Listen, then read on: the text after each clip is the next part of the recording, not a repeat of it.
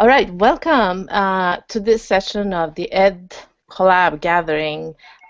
This session is called Connecting Languages, Literacy, and the Natural World with Young English Learners. We have Dr. Lindsey Moses with us today for this session.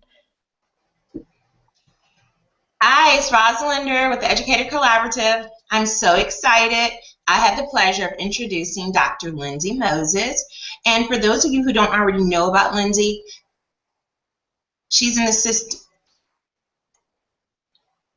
Did we break up? I can hear you. Okay, I'm assuming live. Technology is fun. Just want to make sure you guys can still hear me. Well, I get to introduce Dr. Lindsey Moses.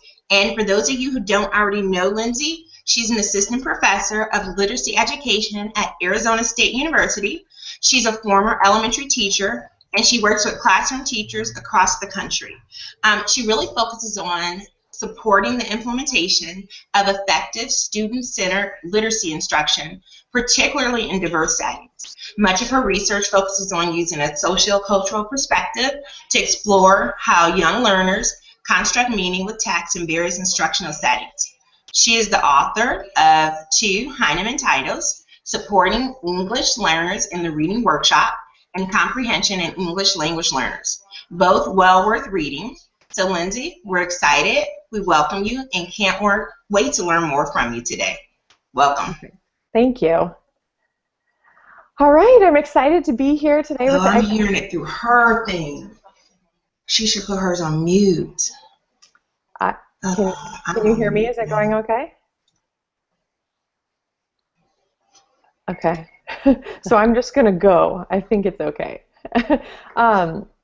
So I'm so excited to be here today with the Ed Collaborative. We're going to be talking today about ways that we can support young learners, engage them with nature and literacy, thinking about language and literacy in sort of contexts that are exciting for English learners. You'll see down below that I've got my Twitter name there, and I'm just going to pop up real quick so that you can see the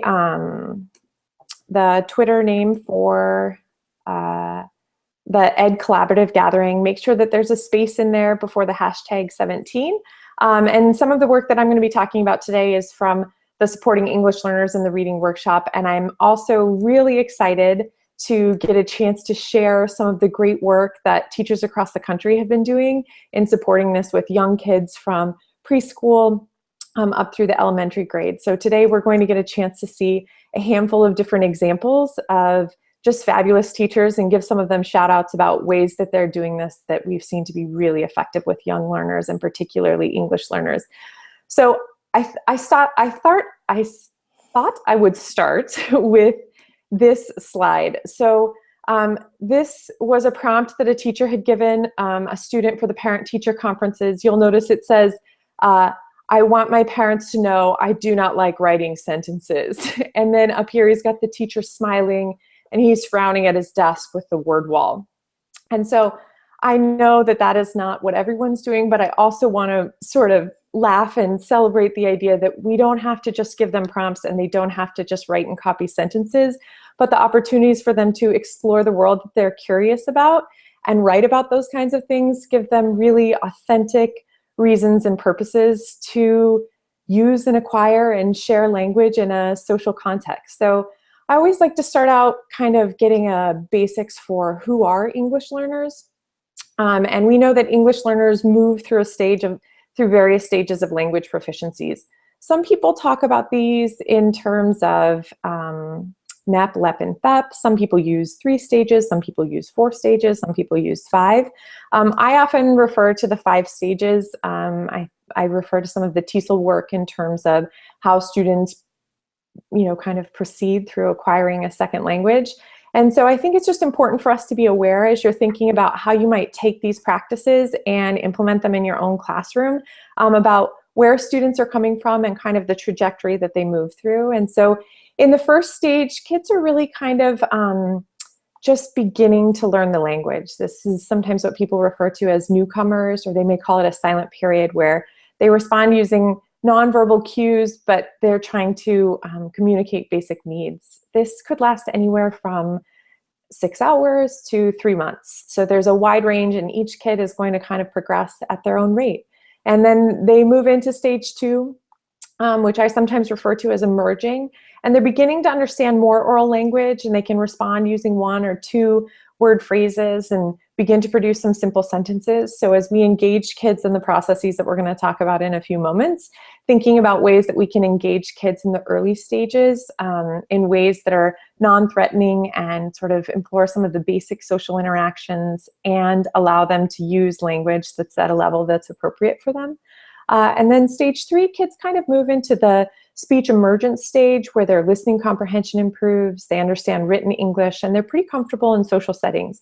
So these kids oftentimes are beginning to have more interactions on the playground, in some of the more free social talk and playtimes, but they're really just beginning to develop their academic vocabulary. And so when I talk about academic vocabulary, this ranges in everything from things like terminology related to natural disasters, but it also relates to things that we're asking kids to do, whether it's inquiry or research or documenting their thinking. Those are all vocabulary terms that they're getting probably not in a social context outside of school. So kids, as they kind of move through stage 3 and stage 4 into that intermediate fluency, their conversational English becomes really accurate. And sometimes teachers are almost stumped by these kids because they seem to be so fluent in their English with the social interactions and communications, but may need a little additional support with contextualization of abstract concepts. This includes exploring scientific concepts, exploring concepts in research in the natural world. And so we need to provide a little additional support and scaffolding for the language development there. And then finally, stage 5 is when we think about kids kind of moving into that bridging, their near native-like fluency. And so the question is, how can we support these students? And I think there are a lot of ways that teachers, even if you don't speak their first language, can support them. So today I'm going to share some supports that I've seen work in classrooms that have mixed languages. So some students might be monolingual English speakers, some students might be bilingual, might be trilingual, but for me, it really is about celebrating biliteracy and bilingualism. So an additional language is not a deficit, it's something to celebrate, and the more we can support kids as they move through the language acquisition process, the happier, the better, the more productive we're going to see them and ourselves. So WIDA has a lot of resources, and they're free, a lot of suggested supports. And I like the way they talk about their supports in terms of sensory supports, graphic supports, interactive supports. So they talk about giving them real life objects, manipulatives, pictures and photographs, magazines and newspapers, physical activities, videos, right? So all of these kind of sensory supports for English learners so that they're learning and exploring and thinking and talking about the content, but that they also have some additional support in terms of understanding the concepts and being exposed to the language in multiple opportunities. They also have graphic supports that are the kind of more traditional, tables, graphs, timelines, etc. And then interactive supports, I think, are probably one of the most important things we can do for young English learners. And that being said, interactive supports are fantastic for all learners. The more time they have to talk, the more time they have to practice, the more time they have to hear, the more purpose they have to kind of think and talk and chat while they're learning language and learning content. So I'm going to talk a little bit about exploring literacy in the natural world with that sort of background of different ways that we can support students. And really my thinking about this is kids are curious about the world around them. And so we should build on that and foster their curiosity, foster their wondering, and provide the language and literacy supports that they need to participate. So I'm going to show you an example of one way that I like to connect the reading and writing workshop in the natural world with English learners. And so I don't know if you guys are familiar with these Looking Closely series. This one is looking closely at the desert. So as I mentioned, I'm in Arizona, and kids are curious about what's in the desert. And so we like to obviously read to them a lot and show them images that they're interested in, that they have background knowledge in, that we can explore in context. And so what we've done is we'll present them with a text. These are great kind of for young children or older children because they have rhythmic pattern. And so I'm just going to show you a quick example here and then what the students did. So you'll see here it says, look very closely. What do you see? A pincushion monster skin. What could it be? And then it clicks to the prickly pear cactus.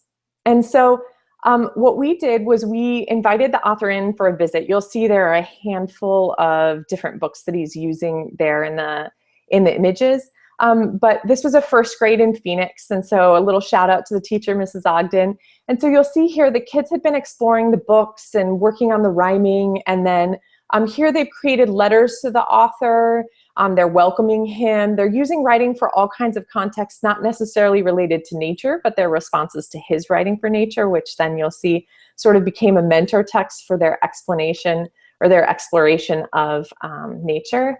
You'll see here, again, the welcome, looking closely. Frank Serafini's books are cool. So again, giving them kind of an authentic context, purpose, and audience for their writing and using language. And then the generation of questions. Kids are curious. They generated 3 of these chart papers about questions that they had for the author, about everything from, is it dangerous, and how many books have you written, and really thinking about what it means to be an author and an illustrator or a photographer. To sort of answer some of the questions they had. So here's a picture of them learning, wondering, and discussing. And again, just the more scaffolds we can provide for those, instruction with visual and language and literacy supports are great. And then we saw kids making it their own. So you'll see here a picture of one of the English learners. She went home and she took a photograph there of a plant, of a tomato plant. She says, "Dear Frank, I like your books. One day I would like to be like you. I'm going to take some in the zoo. I'm going to do it tomorrow."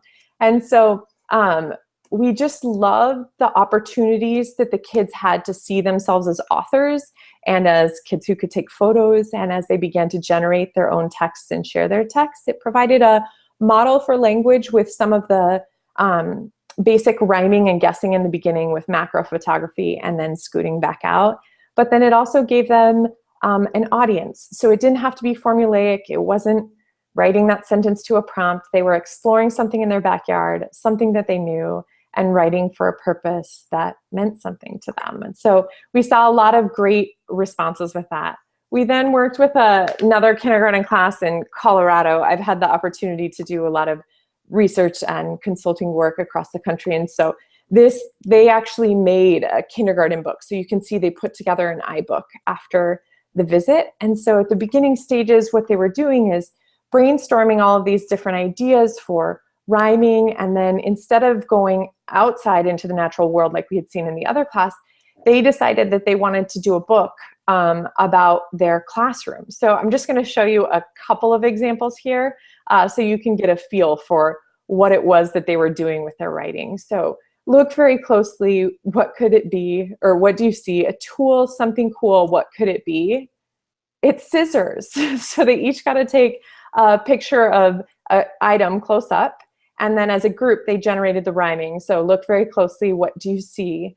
Is it a flower garden, a cloud? What could it be? So the repetitive language and the rhyming allowed for opportunities to kind of practice and scaffold their language and their literacy. And then they also had a chance to identify themselves in the book. So it's Ella's skirt. I'm just going to show you one more really quickly.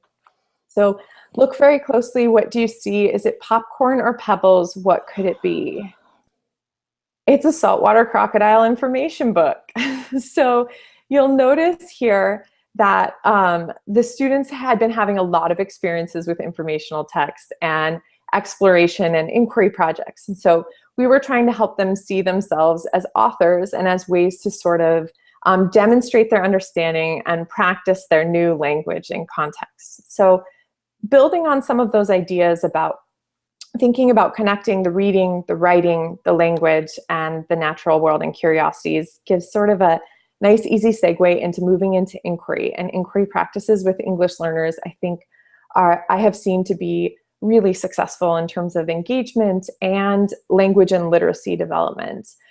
So I really think that inquiry from the beginning is essential. Unfortunately, sometimes the research has shown that English learners received rote and decontextualized skills-based instruction with sort of a focus on the form of language as opposed to opportunities to identify problems or curiosities. The great part about inquiry and helping English learners build on their curiosities is they're building on the known. So if they're curious about something, then they have some background knowledge about it, and it gives them answers to, it gives them opportunities to seek answers to their contributions and to solve problems and think about the knowledge. So the question is always, well, then how do we facilitate inquiry literacy practices with ELLs? Similar to we would with a lot of children, it just requires some additional considerations and scaffolds to help them get started and to support the language component. And so I always try to begin with a theme or a unit, some type of content where I can provide all of those initial language supports with content and language objectives. I can provide the visuals and the additional supports, a lot of interaction.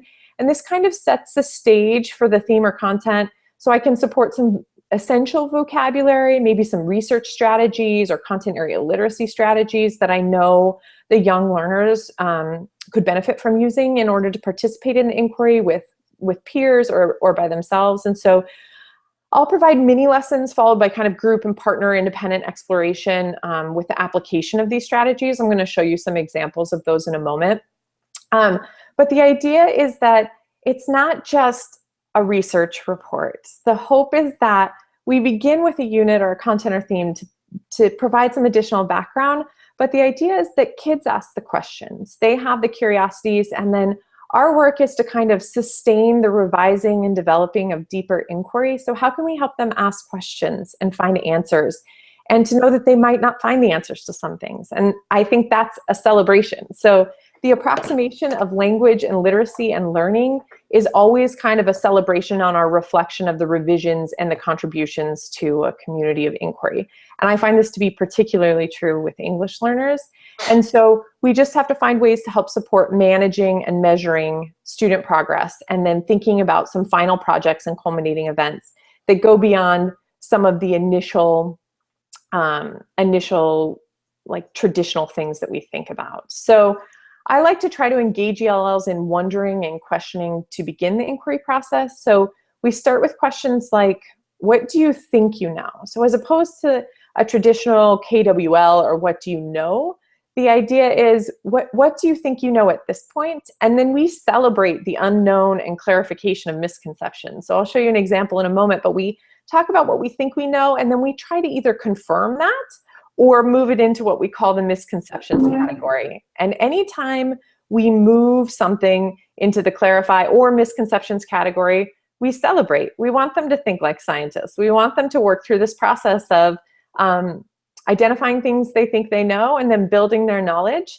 And so I'm always asking them, what do you notice? That's a starting point from which all children can begin to express their understanding, and giving a language frame such as I notice, I see, I think, right, can provide a sort of segue or a running start into participation about engaging in things that they're curious about, as well as asking questions and getting them to a point where they can begin thinking and talking about that. So I'm going to show you some examples of some teachers who have been engaging kids and English learners in this type of inquiry kind of across the country. So here's a look at an example here of what I was talking about with what we think we know. And she had been reading some of Tony Stead's work. And so here she's using what we think we know, and the kids are generating what they think we know, and then confirmed misconception, right? Other wonderings, new information.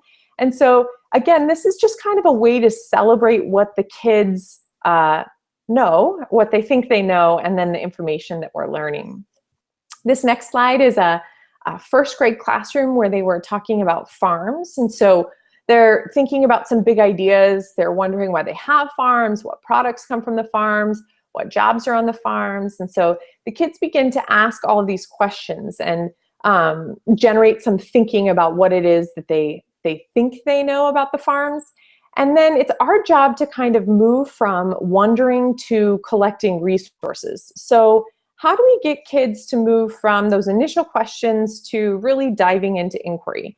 And a lot of that is related to print. And that could be digital print, it could be books, it could be online, it could be interviews. There are all kinds of additional resources that we can use to access to help support students.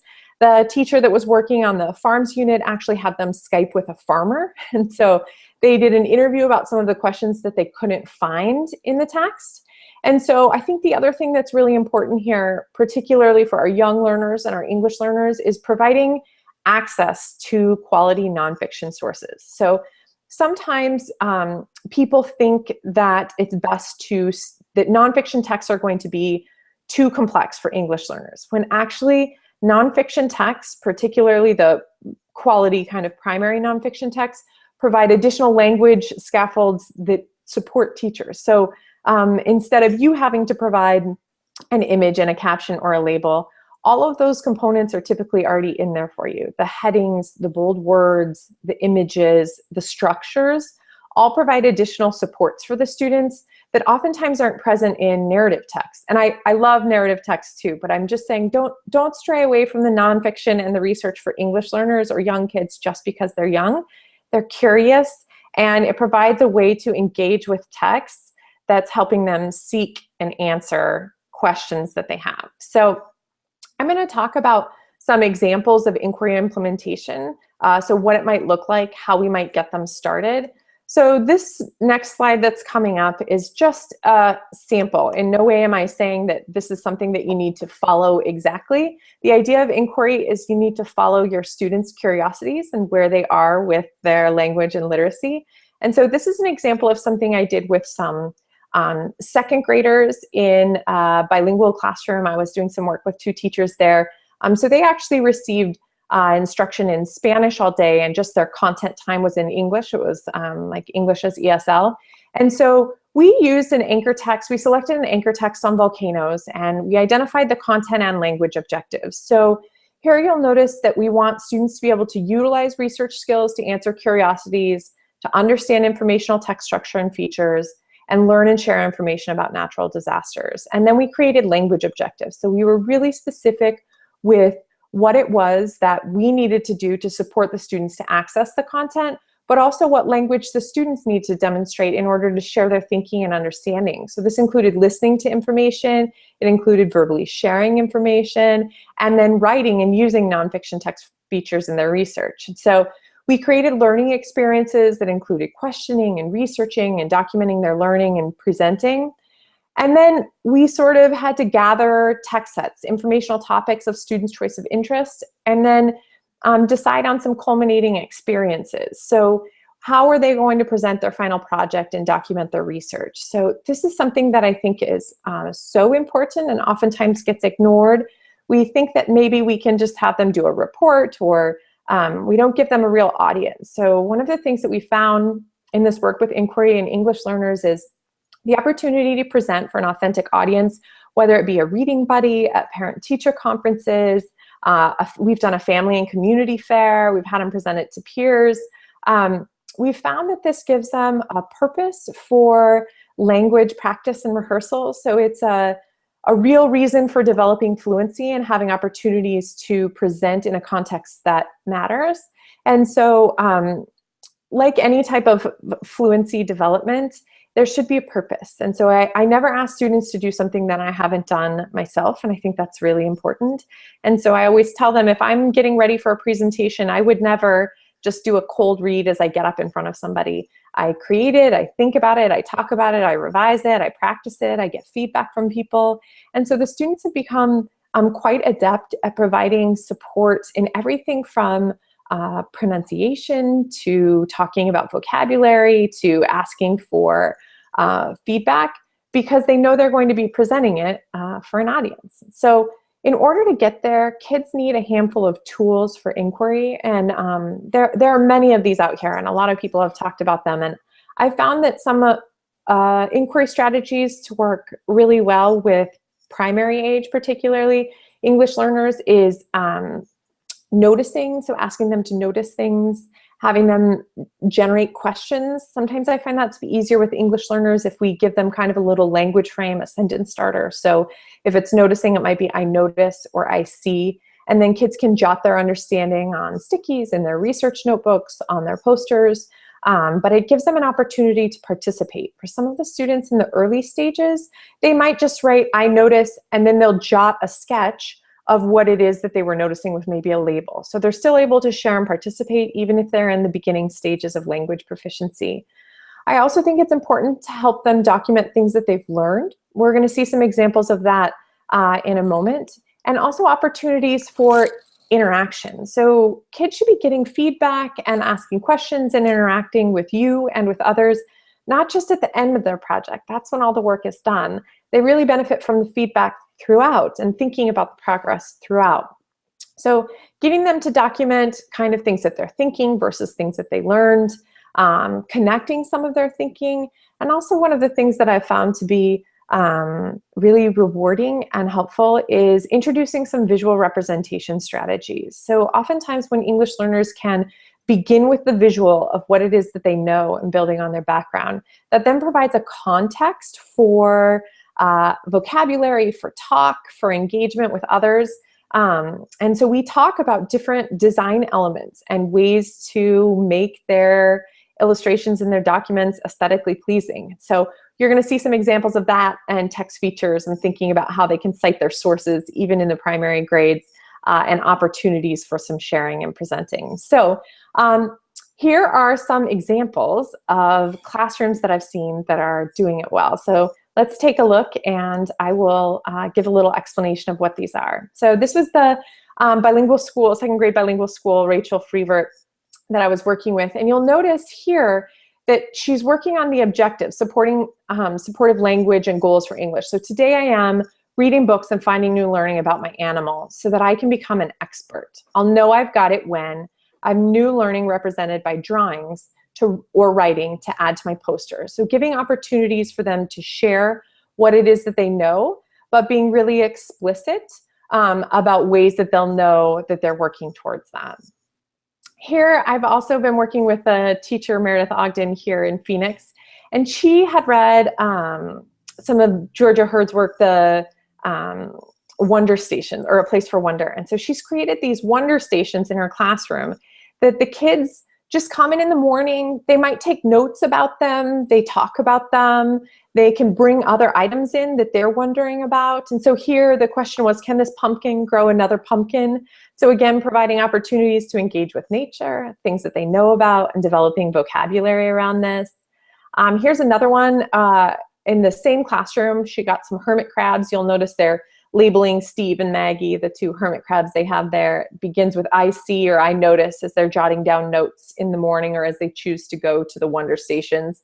And then actually this week, she was not all that excited, but one of the students brought in some skulls and bones that they had found after a large rainstorm out in the wash here in Arizona. And so they were coming in and talking about things they see. They put it in the wonder station. Kids are able to then participate in language and literacy and sharing about things that they're curious, and that oftentimes sparks further research for the inquiry process. So here are some ways that we help them document things that they're thinking. So these are just stickies. We color-coded them. We found that the color coding can be helpful for our beginning English speakers to help them remember and get started with some of their sentence starters. We encourage them to use their own language, but always offer a starter as a way to kind of begin the conversation. And we find as students get more comfortable and develop greater sort of proficiency in English, they move away from the sentence frames pretty quickly. But here you'll notice these are questions, I wonder, I learned, connections. And then here we've got some kindergarten wondering. I did quite a bit of work with a school with a lot of English learners in Florida. And so if you look at the kindergarten wondering here, you can probably guess what they were reading about. So in Beth Rogers' class, even our youngest English learners were talking about inquiry and wondering. So here in his researcher notebook, he has, I know, 1492, I wonder, and then he's got a picture of 3 ships. He was wondering where there were 3 ships, and then, wow, he was really excited that they were looking for gold. So again, alternatives to maybe the traditional comprehension questions, report writing, but engaging with things that they're interested in. Here's another student who's sort of documenting things that she's learned.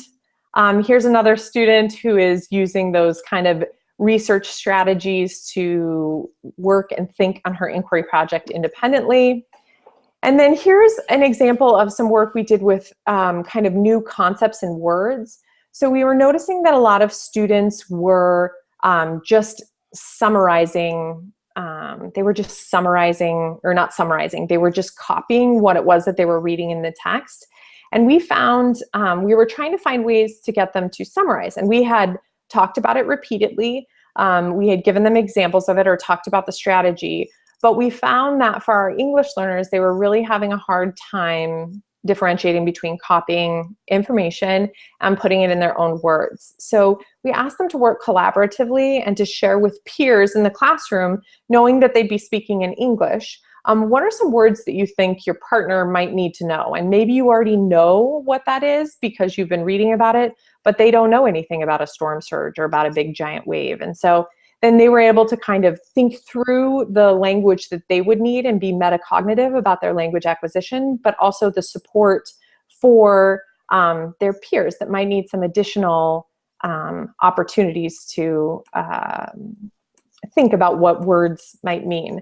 This is an example of a research poster from that second grade bilingual classroom. So you'll notice here they've got some interactive components, a summary, a lot of visual representations, but the students' ability to talk from this poster and these visuals were really powerful. The other thing that we recommend is interactive components. So the opportunity to talk and ask questions. This is a large class you see here. This is the first grade class that I was working with in Phoenix, and we had 29 first graders. So there's a lot of kids, but they're excited to ask for questions, comments, and connections. We introduced some text features, and here's some of the illustrations. So we're using some Cray-Pa here for the world. Here they're doing crayon resistance and permanent markers. Here you'll see they're using permanent markers and documenting some of the things about the horse. And again, here we've got the labels and captions, and here we've got some visual representations. And so we also like kids to begin thinking about citing their sources. And so this can be challenging and really time consuming in the primary grade. So one of the things that we've started doing is we'll actually just copy the title and the author and information, or just take a little screenshot of it and we'll print them out on strips of paper. And we place them in the pockets in books, like where a library card would be. And so then children can take it and add it to their notebooks or research projects with documented information so that they can remember it. They can still talk about their sources as we're building those research skills, but that they've got a visual sort of reminder and context for them, and it's already there. And so again, using those language frames of kind of, I think, I learned, I wonder, I noticed, my sources, or I got this information from, and giving them the scaffolds to really participate in that. So the next question that people usually have is, what about the management and assessment? Like, how can everyone really be studying something different or reading about something different when they're newly learning English, when they're newly learning to decode? And I would say that these are some of the greatest times to begin inquiry, because we create inquiry notebooks. So it's kind of like your reading workshop notebook. And kids can provide peer feedback with some of the question, comments, or connections. So instead of always just oral responses, giving them opportunities to write down their thinking. And then we do a lot of small group conferencing based on needs. So not necessarily based on topic or that they're all reading the same text, but we might notice that one group of students need additional work with maybe some reading difficult texts or vocabulary support or some of the research skills.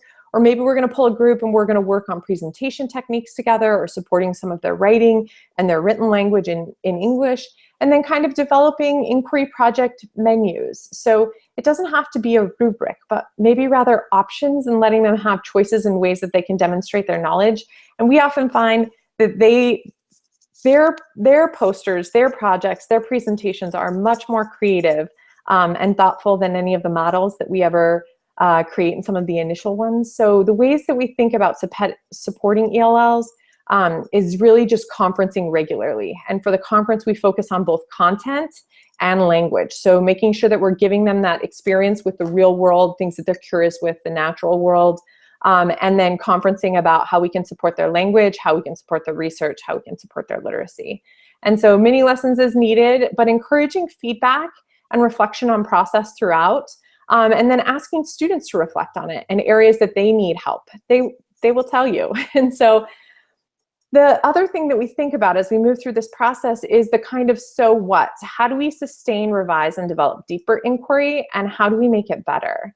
So I ask the following questions and ask students to answer the following questions. So what? Why does this matter? How can I make my research better? And then have students share and present their thinking and be thinking about who their audience is and who they want to present it for and what the purpose is. The revision should be ongoing. So I also think it's important to give students opportunities to think about co-researching, either in partners or in small groups or even as a class, but asking deeper questions as we make connections to the research of our peers. And so just finding that kind of so what purpose. And my thinking about this really began expanding when I had the opportunity. I was working at the University of Vermont with some amazing colleagues at the Campus Children's Center. And there was a natural disaster there, Hurricane Irene.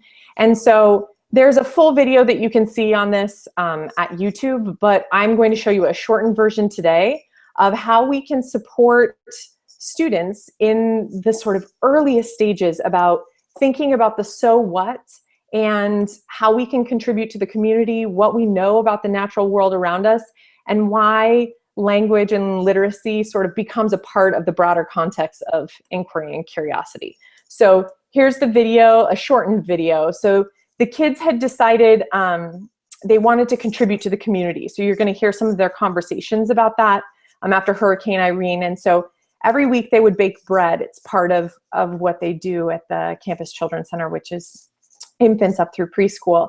And so here you'll see they're going to sell it, and then they're to raise money. So you'll hear as they talk about it here. I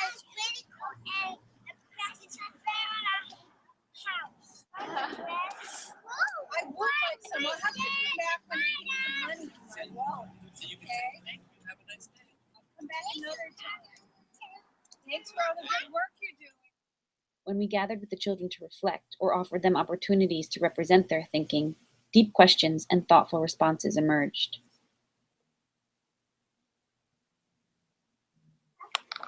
Get it stuff and they got the stuff and make a new building.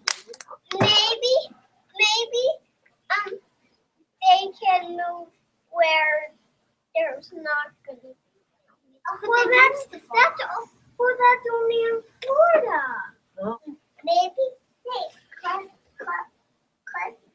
move to Willis. So you'll see there, this is a Reggio-inspired Campus Children's Center. And you'll see there, anytime someone says, oh, we can't do it with young learners, we can't do it with ELLs, this is an example of no one over the age of 5 beginning to think about their contributions to the community. In the next couple of slides, I'm going to show you some of their thinking about it, some of their reactions and ways that language and literacy contribute to this. So here's an example of Rashmi asking, how can we get money for the people who are old and in the hurricane? And then here Ben says, well, we could have a bread stand, like a newsstand. And so Bread for Irene kind of began, right? And so here they're talking about what they can do with the trees, how they can put them up and put water on them, and how did trees so big break?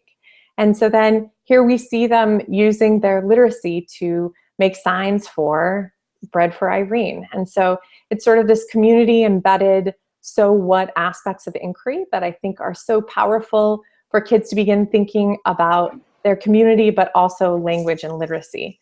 This is another example of sustaining inquiry with our youngest learners. So this was the kindergarten teacher I'd mentioned earlier, Beth, in Stuart, Florida. And here they became very concerned about the sea turtles on a field trip they had just down the road from where they were. So you'll see here she's saying, don't litter garbage, right? And so the kids were able to sort of talk about what they might do to contribute to this problem that they noticed. So here's some of her research, but then here's some of their thinking about their work in progress. So you're going to see a quick video here of one of the kindergartners talking about his contribution and what he's writing and talking about. And then I'll show you their final project here. Joey, what are you working on today? On the ocean. Why are you drawing a picture of the ocean on that big piece of paper? So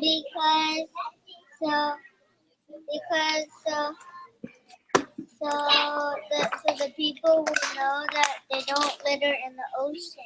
Why can't they litter in the ocean? Because the sea turtles live in the ocean. the sea turtles don't die. If you litter in the water, they'll die. Why? How does that happen? Well, if they throw the paper and stuff all on the ground, the ocean can come and grab it into the water. The sea turtles think it's jellyfish and they ate it and then they die. Oh no, so you decided because you noticed that was a problem and you thought making a poster to let people know that that's not safe for the sea turtles would help them understand. You're going to try to help the turtles with a poster? Way to go. I like your idea. Thanks for sharing. So you'll notice there we have an English learner who's using some approximated and invented spelling and writing, but also being really thoughtful about the content and thinking about why it matters. And his oral language is progressing at an amazing rate about something that he's interested in his local community. And so one of the things I think that is important about culminating projects or thinking about opportunities for kids to take their inquiry somewhere is it doesn't always need to be planned at the beginning. And so with this particular kindergarten, I'll show you what happened, but the idea is that it should provide an opportunity for students to bring their learning and present it in an engaging way that's meaningful. And so this could be a wide range of sort of products or presentations, but in this particular classroom, they became fascinated with the sort of challenges in the ecology and littering and the sea turtles. And so they decided to make a kindergarten artificial reef. And so here's a picture of the original artificial reef that they created. And so as they created this, you'll see here, they've got the artificial reef and they're talking about all of the things that happen in there. And then they went to visit the local ecological museum. And the museum was so impressed with the work that they did. They asked if the kids would bring their artificial reef to, the museum on permanent display. And so the kids, the parents, they're so proud. They were able to write about it, to talk about it, to think about it, to share it with the community. It's still there, and it was a couple of years ago. But again, that idea of providing an authentic context for reading and writing about something that they know about something that they care about, and something in their own community. So they're able to explore language and literacy and visual design in ways that have a broader audience than just an assignment for their teacher. And so some of the other things that we've seen young children and young English learners be involved in and engaged with in this type of work is things from natural disasters, like what we saw with our youngest children in Vermont. I've seen other groups talk a lot about sustainability, gardening and community contributions. There was one group in Boulder, one young learner who got concerned about puppy mills when she was doing research on puppies and then found out about them. So she created a poster. It had survivor stories, and then they wanted to sort of became an activation piece. Other students in both Colorado and in Arizona have done research and pieces on immigration and language policies. And sometimes, again, people think that this type of work is reserved for older students, but you would be amazed at the insight and the language and the contributions that our young bilinguals have also. So for me, it's all about celebrate and support language, literacy, and inquiry and the natural world. And I think through that, we have seen really a lot of progress and excitement and engagement with our young English learners. So my best recommendation would be get out with the students and follow their curiosities and their questions, and with that, support their language and literacy. And I think you'll be surprised at what you see. I've been really impressed with the work of some amazing teachers with whom I shared their work with you today, and what their young learners are talking and thinking and learning about. So thank you so much for joining me in the Ed Collaborative today. I think if Camilla has some text or wants to kind of wrap it up for us, that would be great. Thanks so much.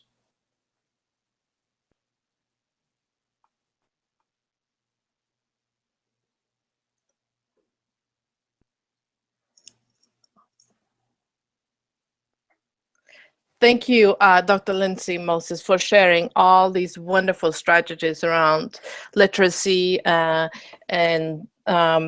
in the natural environment, and how students can take action as young learners, thinkers, and clearly activism, sharing it with the larger community, with friends, and just fantastic examples.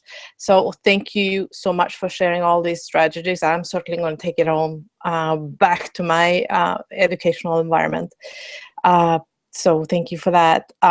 We are now moving into the sort of the last session. And let me put that up for you. Dr. Moses, is there anything else you'd like to add to this? No, just thanks so much. It was so lovely to be a part of such a great Ed Collaborative. Oh, fantastic. Such practical resources to take with you. Great. So thank you so much. And here we go. I'm going to share this last session that will start in just about 14 minutes, the closing session at 3 p.m.